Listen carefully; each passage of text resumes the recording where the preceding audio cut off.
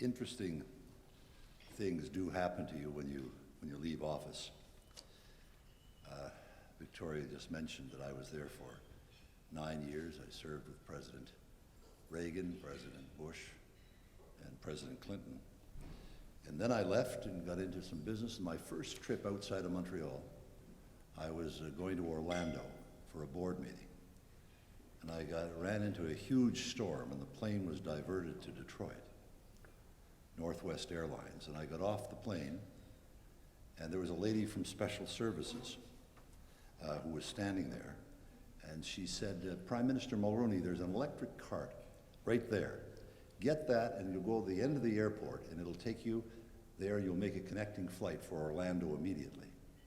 So I said, well, thank you very much. As I approached the cart, which was being guarded by a young man about 18 years of age, 6'5", 280 pounds, just as I approached, a woman who was behind me charged right in front of me and said to him, I have to have that cart right now. And he said, you cannot have that cart. And she said, why not? I said, this cart is reserved for the former dictator from Canada.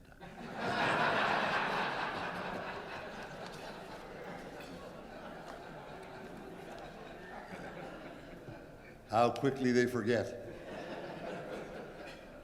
I was telling them at the embassy last night that my wife was chairman of the Cystic Fibrosis Research Council in Canada for many, many years, raised tons of money for research. And she used to send me off speak at these fundraisers around the country. I was in Toronto, and I was going down with my assistant. We were in the elevator going down about 50 floors. There was nobody in there but us and this woman in the back. And as we were going down, she took a look at me and she said, did anyone ever tell you that you look an awful lot like Brian Mulroney? And I said, well, yes, it happens to me almost every day. And she said, gee, must make you mad, eh?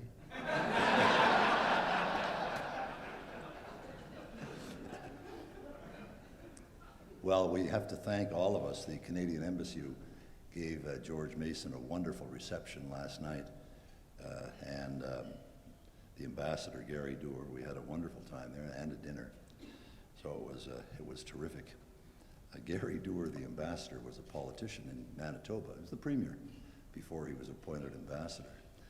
And I didn't say this last night out of respect, but it always reminds me of the great story of when Bobby Kennedy was running for president, and he was going from New York to California, and they stopped in Topeka, Kansas to refuel the plane. So they're all out on the tarmac walking around, journalists, politicians, advisors, and Senator Kennedy. And so this guy from the New York Times, now deceased, a guy by the name of Johnny Apple, who was the bureau chief of the New York Times here in Washington, he approaches this guy by the name of William Vanden Heuvel. So he goes up to him and he says, Mr. Vanden Heuvel, can I have a word with you? Vanden Heuvel says, well, yeah, sure. He said, you know, before I got on this plane, this campaign, I was told that you were a brilliant lawyer, an investment banker from New York City, and that you were the principal policy advisor to Senator Robert F. Kennedy. So Vanden Heuvel says, well, yes. He said, yeah, but I've been on the plane for 2 days, and the only thing that I've seen you do is walk up and down the aisle of the plane with this big dog, Brumus, which belongs to Senator Kennedy. Vanden Heuvel said, well, yeah. And he said, but you're far from being a senior policy advisor.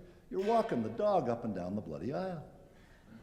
And Vanden Heuvel says, Mr. Apple, you have this all wrong. That might look like a dog to you, but it looks like an embassy to me. And sure enough, he wound up as an ambassador. So you never can tell. But although in diplomatic terms, one of the good ones that happened was, for some of you who've spent some time in the United Kingdom, you'll remember George Brown, who was the Foreign Secretary in the Wilson government. And Brown loved booze, and he loved blondes. And as Her Majesty's Foreign Secretary, he was able to pursue both around the world with what I am told is some success. He shows up in Latin America at this huge diplomatic conference in this big, big room, and 3 sheets to the wind. He has another double scotch, and he's up against the wall over there. And as he's kind of hanging himself up, an intriguing figure in scarlet wafted by. So Brown staggered over as the band began to play, and he said, "Lovely lady in red, may I have the honor of this waltz?" And the answer was, "No, you may not. First of all, you're drunk. Secondly, I'm not a lovely lady in red. I'm the Roman Catholic Archbishop of Lima, Peru. And thirdly, this is not a waltz, it's the Peruvian national anthem." So you gotta keep this in mind when you're dealing with all of these diplomats, and I apologize to the ambassador who's here for that. Well, I'm delighted, Mr. Dean and President Orgay, to be your keynote speaker today, although I have to tell you that I certainly remember that keynote speakers should always think of themselves as the body at an old-fashioned Irish wake. They need you in order to have the party, but nobody really expects you to say very much. So I'm going to try and get to the object of today's exercise as best I can by telling you that the fundamental goal of government is to make a better world. A world that is safe from war and safe for democracy. A world that is free from deprivation and free from degradation. For 40 years, the United States and the Soviet Union were the world's 2 superpowers. The leaders of the West and the East, of NATO and the Warsaw Pact, the keepers, in President Kennedy's words, of a hard and a bitter peace. And then in 1985, there came to power in the Kremlin a man named Mikhail Gorbachev, who questioned the assumptions of the Soviet system, ended the arms race and ultimately the Cold War, disbanded the East Bloc, the Warsaw Pact, and finally, the tyranny of the Soviet Federation itself. I remember sitting across a conference table from him in a private room in the Kremlin just hours after he assumed office in March of 1985. And I have to tell you today in Fairfax that I never, ever that day thought that all of this was possible. There he was, flanked by Andrei Gromyko, the president. You remember warm, cuddly, affectionate Andrei Gromyko. This new leader of the Soviet Union spoke to me with confidence of the future. But in fact, he gave precious few indications of the convulsive changes he was about to unleash. So profound, as it turned out, that he and his administration and his federation would be consumed by them. For Canada and the United States, the post-Cold War world offered unique opportunities and daunting challenges. We began from a common heritage of democratic traditions and a common defense of liberty. There are reminders of that from the trenches of one war to the beaches of the next, places inscribed in the history of valor where Canadians and Americans have fought together, where Canadians and Americans have died together in the defense of freedom. And because we and our allies have remained true to those values and had the courage and the strength to defend them in NATO and Korea and the Gulf and Afghanistan and elsewhere, within the last 20 years, the Berlin Wall fell and Germany was reunited. A trade unionist from Gdansk, an electrician like my father, became president of Poland. and a dissident poet sat in the castle in Prague as communist regimes tumbled like dominoes across Eastern and Central Europe. And in the Second Russian Revolution, the people of Moscow made a human wall around their parliament, and Soviet tanks that had crushed every single stirring of liberty for 70 years, now, for the first time, dared not cross. Strong political leadership at that time ensured that we came safely through the worst, as President Reagan said to the British Parliament. If the United States is to maintain its role of world leadership in political and security matters, and in my judgment, it is absolutely vital that it does, which is why Standard & Poor's and the extraordinary spending binge that is going on in Washington worries your allies so much around the world. The rise of China compared to the United States economically is very worrisome, because we depend on the United States for its global leadership. So if this is going to happen, it must ensure that this great economy does not falter or fail, because such failure would soon jeopardize and ultimately vitiate the American capacity to persuade other nations to share in its prescriptions for peace and prosperity around the world. You know, until September 11th, I believe that the next decades held really two great challenges for the industrialized world under American leadership.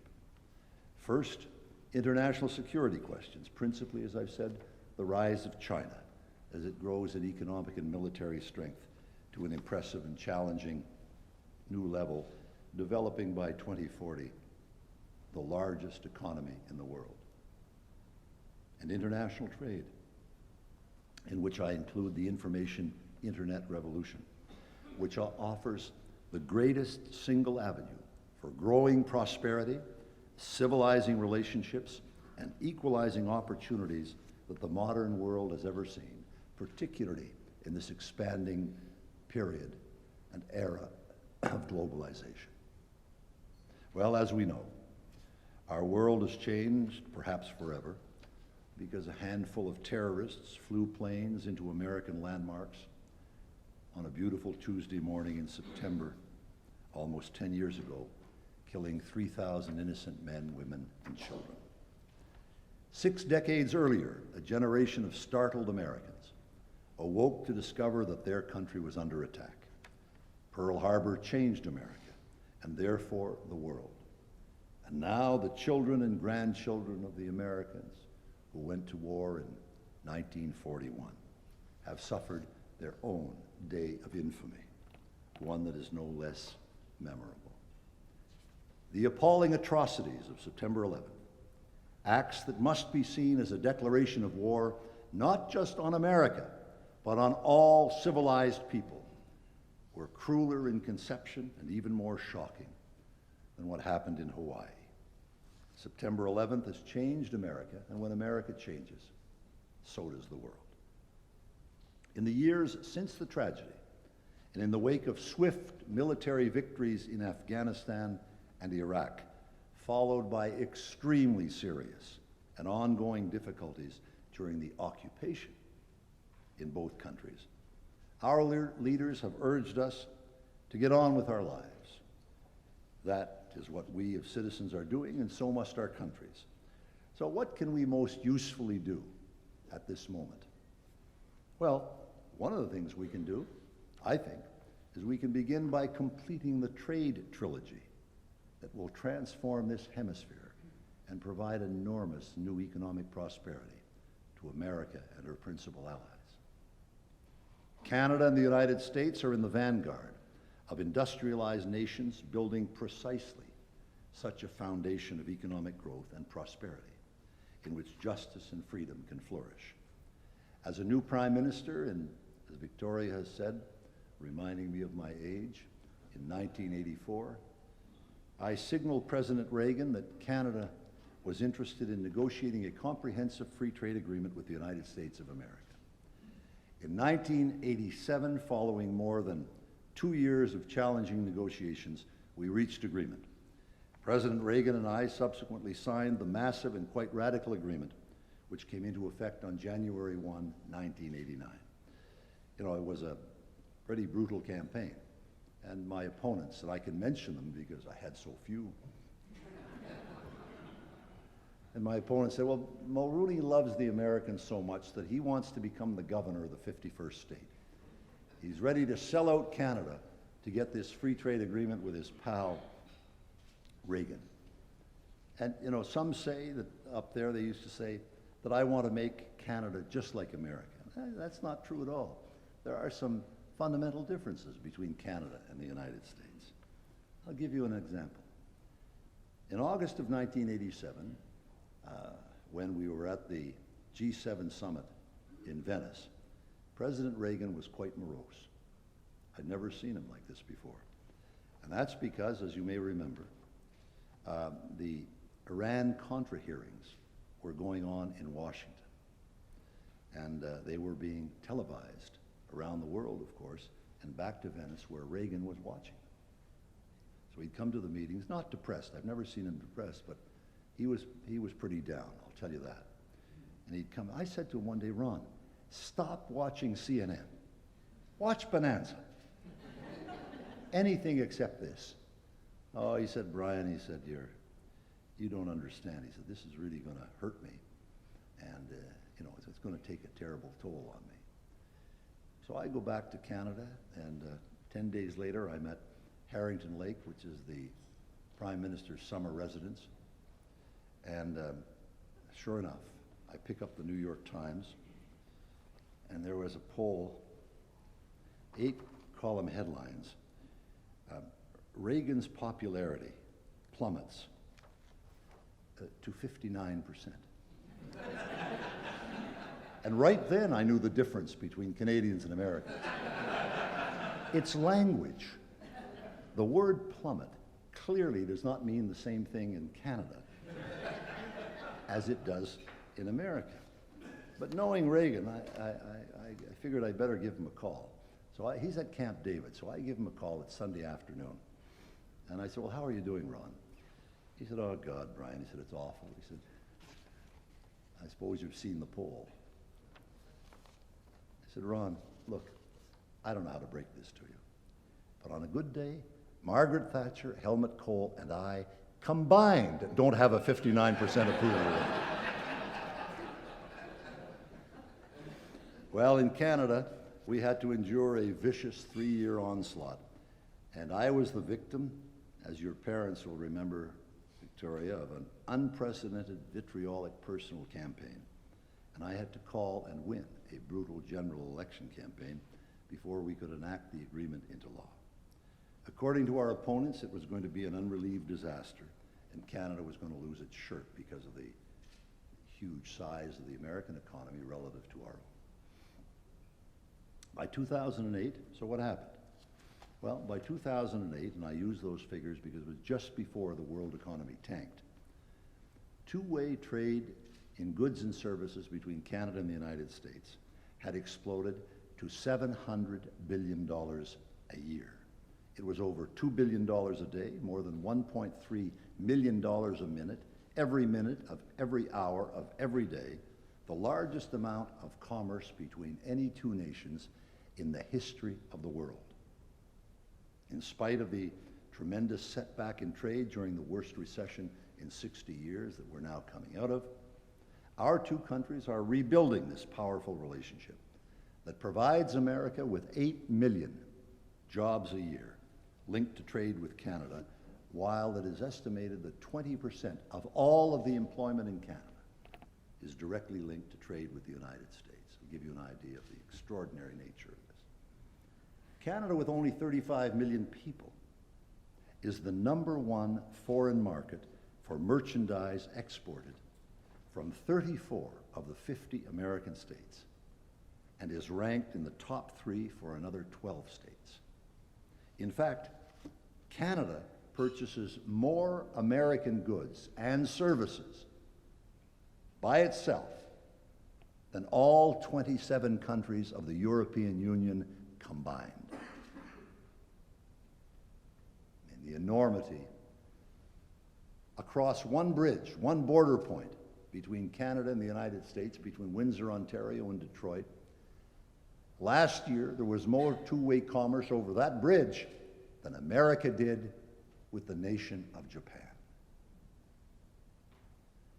So 2 decades ago, in light of all of this, the new president of Mexico began articulating his vision for the modernization of the Mexican economy. The cornerstone of that great initiative was to be a free trade agreement between Canada and the United States. And in Mexican terms, the concept was revolutionary and marked a dramatic break with many past policies. In global terms, the concept was unusual in that it marked the first time there would be a trading relationship of this kind between two great trading powers, both members of the G7, Canada and the United States, and the equivalent of a developing country, Mexico. And so it had relatively few similar accomplishments in terms of public policy and the law and business and so on. But in spite of the challenges and political risks, the three leaders envisioned the long-term benefits, and NAFTA, the North American Free Trade Agreement, which was the second step after the Canada-US building blocks, came into effect. It was negotiated and signed in San Antonio in October 1992 by the presidents of the United States, Mexico, and myself. And you remember I mentioned last night, Jorge, at the embassy, remember the attacks on that? This principally from Ross Perot. Remember the giant sucking sound? All the jobs in Canada and the United States were going to go to Mexico. All the hockey players in Canada and the dancing girls in Vegas were going to wind up in Mexico. I've got no problem with the hockey players. But somebody has to stand up for the cultural icons of the United States. Of course, this is Looney Tunes stuff. This is the Luddites on cable TV. This is what happens when great democracies like ours unleash bold ideas and allow everybody and his brother to take pot shots from the easy seats in the stands. Well, based on the Canada-United States experience, NAFTA has opened up the Mexican market of over 100 million people, creating the largest, richest single market in the world. 475 million people, accounting for 1/3 of the world's output, almost $18 trillion a year. As a result, since NAFTA, Mexico has now surpassed Japan as America's #2 trading partner, even though Mexico's economy is only 1/12 the size of Japan's. Much of our future is now clearly due south, with over 50% of Canada's GDP, 50% of Canada's GDP being in trade. Its importance to us is obvious. But why is this so important to America? Well, America sells more to Chile, with 19 million people, than to India, with 1 billion. The United States sells as much to Costa Rica as it does to all of Eastern Europe. The United States today is now exporting more to Latin America than to Europe and Japan combined. And every time you export from the Fairfax area, you create jobs here. And that's why, of course, it's so important. So in my judgment, it's therefore vital that the third act in the trilogy now be completed. Uncertainty and unpredictability are creeping into the fragile democracies from Venezuela to Paraguay to Argentina. They must now be drawn together into greater prosperity and deeper democracy by a powerful act of political leadership. If this occurs, one day NAFTA's successor, Act 3 in the trilogy, the free trade area of the Americas, shall include 34 countries and 900 million people, and the United States and Canada and Mexico will have defined a powerful role for themselves at the very heart of a new free trade zone stretching from Montreal to Monterrey, from Bangor, Maine to Buenos Aires, from Hawaii to Honduras, from Easter Island to Nunavut at the tip of the Arctic Circle. We have, in short, accomplished much, as you can see.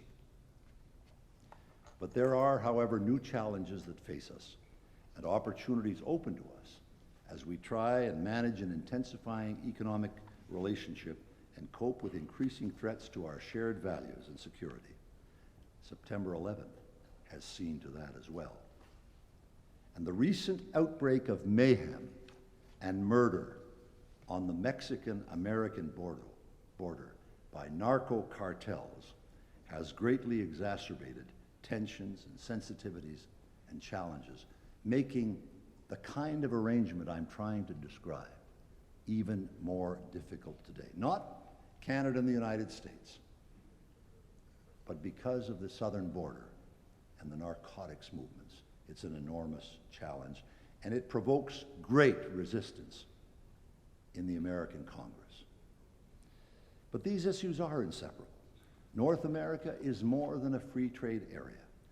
It is, in spite of some deplorable exceptions, a community of values, motivated by a deep belief in democracy, economic opportunity, tolerance, and the rule of law. It is 3 countries sharing a critical infrastructure of pipelines. Who do you think is your largest supplier of oil and gas? Saudi Arabia, Kuwait, what have you? Wrong. Dear old Canada is your largest supplier of energy by far in the world. And so we need the pipelines, telecommunications networks, rail and power lines, and highways. It is 3 closely integrated economies whose prosperity depends on the free flows of people and goods between them. It is, in short, an area whose social and economic and national security is indivisible. Our economic security relies on seamless borders within North America. Our security against global terrorism and criminality can only be ensured, in my judgment, by acting together to protect our external borders before threats can reach any of our territories within. Our values are only safe if we insist on practicing them and making a compelling example for the world. It is essential, therefore, that we dedicate ourselves to protecting our shared continent together and to work together in the world, acting in defense of our own beliefs and values. The NAFTA partners must dedicate themselves as a matter of the greatest urgency to building an area of security in North America, one that denies terrorism a foothold on our continent and ensures the uninterrupted, legitimate flows among us. Customs and immigration practices, anti-terrorism policies, defense expenditures must be examined and harmonized. Such common action is also essential to allow us to protect the great north-south flows of goods and people and technology that underpins our shared prosperity. Our internal borders will only be smart if our external perimeter is secure. Why is it that you can, after 2 world wars, that a German can get on the plane and fly to London without showing a passport? And here, by the time I leave Montreal, dear old me, I leave Montreal from Canada, I get down to LaGuardia, I've got to take my pants off, my shoes off, Who would think that I would do anything better than that? There's grandmothers next to me having to do the same thing. While the Germans are flying all over the world, in Europe. This is nuts, what is going on. We are being captured by the bureaucracy. We've got to stop this. So we've got to make our internal borders work in our shared interest, rather than succumbing to the false temptation of sealing them off against each other to protect security. Doing so would be a victory for terrorists. Also important to our shared welfare in North America is the flow of services and technology and knowledge, such as what you are giving here to foreign students and the cosmopolitan attitude that you've developed at George Mason University. These are conveyed by people. Assuring their movement across our borders should be the focus of renewed attention as we put in place the new structures we need to protect our identities. Meeting in Washington on February 4th last, Prime Minister Harper and President Obama issued a declaration on a shared vision for perimeter security and economic competitiveness. The declaration established a new long-term partnership that will accelerate the legitimate flows of people and goods between both countries while strengthening security and economic competitiveness.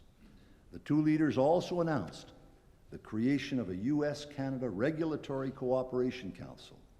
Building on past cooperation in this area, the Council commits both countries to finding ways to reduce and prevent regulatory barriers to cross-border trade. We make the same kind of vehicles. I drive the same kind of car that you do. In Canada, there are 200 rules and regulations about a car that are different from the United States. Have you ever heard anything so loony?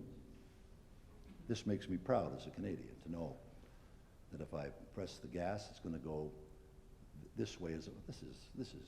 We got to get rid of all of this and harmonize our collective efforts. And this has to be done quickly. But to get it done, it's going to require an uncommon degree of political will. Some years ago, the legendary columnist from the New York Times, Scotty Reston, came to have lunch with me at 24 Sussex, which is the Prime Minister's official residence in Ottawa. After an impressive tour d'horizon, Mr. Reston said, "You know, Prime Minister, for the last 25 years, I have opposed every single policy that your friend Ronald Reagan has ever stood for." Then he added, and during that same period, Ronald Reagan was twice elected governor of California and twice elected president of the United States. This self-deprecatory observation I thought memorable because of its infrequency at the New York Times, was delivered somewhat ruefully, as if Mr. Reston were perplexed by his own admission. But to so wise an observer as Reston, the answer surely should have been clear. It's called leadership, that ineffable and sometimes magical quality that sets some men and women apart so that millions will follow them as they conjure up new visions and invite their countrymen to dream big and exciting dreams. In his seminal work on leadership, James McGregor Burns segregates transactional from transforming leadership. He writes that it is the transforming leader who raises the level of human conduct of both leader and led, who responds to fundamental hopes and expectations, and who may transcend and even seek to reconstruct the political system rather than simply operate within it.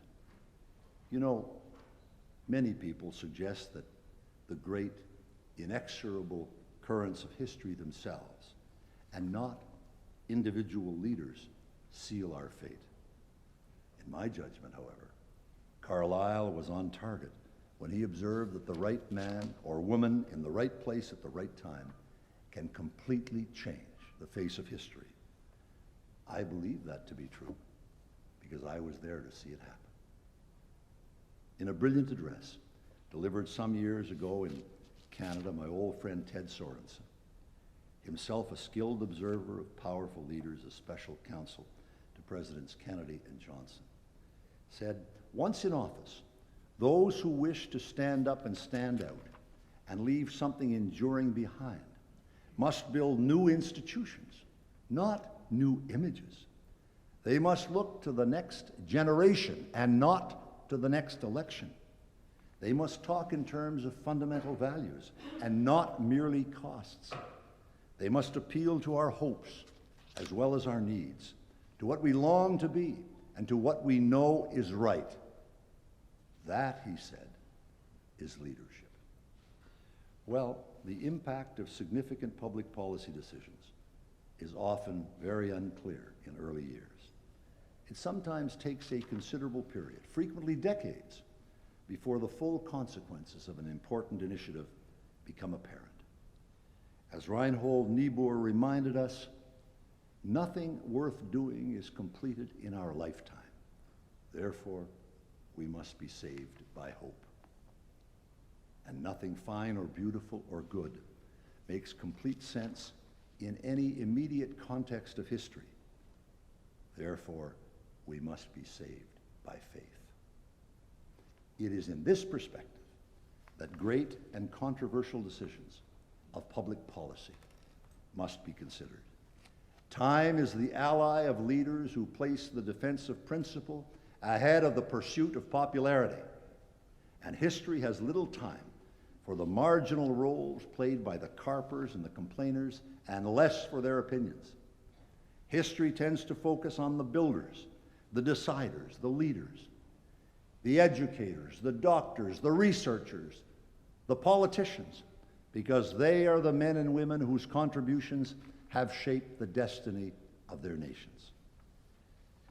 Theodore Roosevelt had courageous leaders in mind when he spoke at La Sorbonne many decades ago and said, "It's not the critic who counts, not the man who points out how the strong man stumbles or where the doer of deeds could have done better. The credit," he said, "belongs to the man who is actually in the arena, whose face is marred by dust and sweat and blood, who spends himself in a worthy cause, and who at the best knows in the end the triumphs of high achievement, and who, at the worst, if he fails, at least fails while daring greatly, so that his place shall never be with those cold and timid souls who have known neither victory nor defeat." Canada and the United States, like other privileged nations, are often extremely resistant to change. Deep and important structural changes are indispensable, however, in this era of globalization to maintain a growing economy and ensure the flourishing of peace and liberty. And they can only be brought about by a firm expression of political will. As a contemporary American observer noted some years ago, actually it was Maureen Dowd in the Times, Maureen wrote, "In a nation ruled by polls and ratings, where even newspapers hire focus groups to see what kind of news the readers want, we are losing sight of something we should have learned as teenagers. Just because something is popular doesn't mean it's right." In fact, transforming leadership that makes a significant difference in the life of a nation, recognizes that political capital is acquired to be spent in, not husbanded, to be spent in great causes for one's country.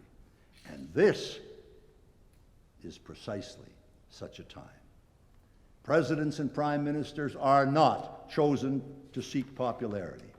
They are chosen to provide leadership. There are times when voters must be told not what they want to hear, but what they've got to know.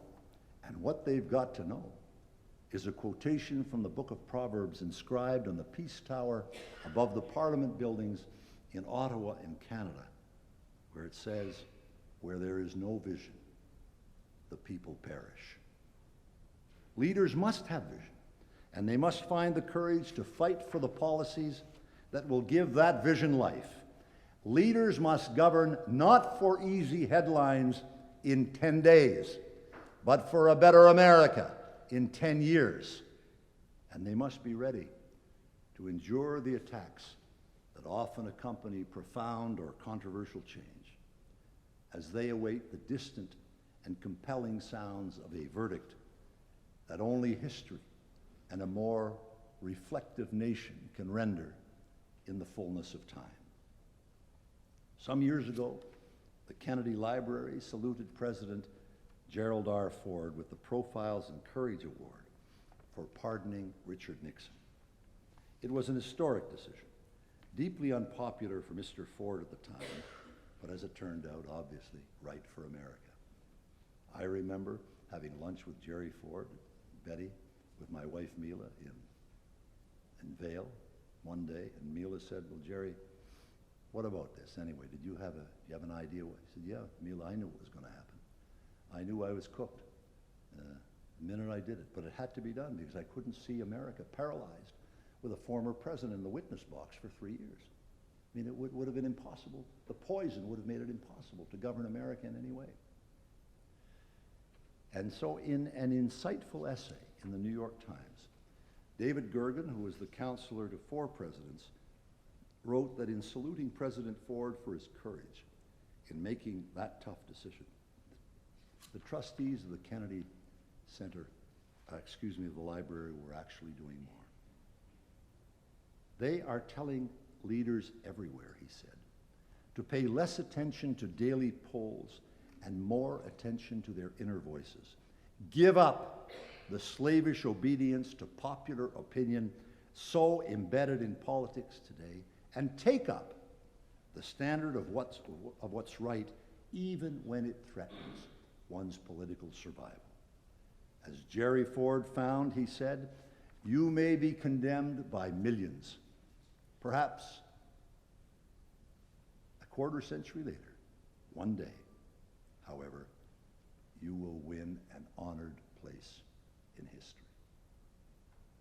The VE celebrations of the victory over the Nazis 60 years ago and the VJ celebrations in August of the same year would never, ever have taken place without the United States and her principal allies. The simple reality of world affairs now is this: without U.S. leadership and the support of her allies, there would have been no semblance whatsoever of peace, as fragile and elusive as it is in the Middle East, no hope for peace in Northern Ireland, no restoration of peace in Haiti, and no promise of peace in the former Yugoslavia, to take but 4 or 5 examples. It simply wouldn't have happened. Only the United States and her allies have the unique combination of vast economic strength, extraordinary military power, and a history of willingness to bear burdens in the defense of liberty. And so it is again today, because the global community needs strong leadership to deal with an enemy as diabolical as the world has ever known. But for me, the strength of our democracies and yours is not in the military or barrels of oil or tons of wheat or whatever. It was best captured years ago by Judge Learned Hand of the Appeals Court of the State of New York, the greatest American jurist who was never appointed to the Supreme Court of the United States. And he was invited to welcome immigrants on the Lower East Side to New York, Catholics and Protestants and Jews from all over the world, principally Central and Eastern Europe at the time. And he went down to talk to them, and he said, trying to explain American citizenship, he said, "To me, it's something like the spirit of liberty." And he said, "The spirit of liberty is the spirit that is not too sure that it is right. The spirit of liberty seeks to understand the minds of other men and other women. The spirit of liberty weighs their interest alongside its own, without bias. The spirit of liberty knows that not even a sparrow falls to earth unheeded. And the spirit of liberty is the spirit of him who near 2,000 years ago taught mankind a lesson that it is never quite learned and never quite forgotten. That there may be a kingdom where the least shall be heard and considered side by side with the greatest." Well, if all of us in our respective countries remember that freedom and liberty are the very pillars of our national democracy, we can collectively make a contribution to the well-being of mankind that will bring honor to our nations. And by strengthening our trade and security alliances in this hemisphere, in this time of globalization, and elsewhere around the world, and by allowing America to provide the leadership that it has and it can, this, the greatest republic that God ever placed on the face of this earth, this great republic, can, for 100 years, 200 years, 300 years, continue to provide the leadership that will allow us to grow and to prosper in peace and security around the world. Thank you all very much.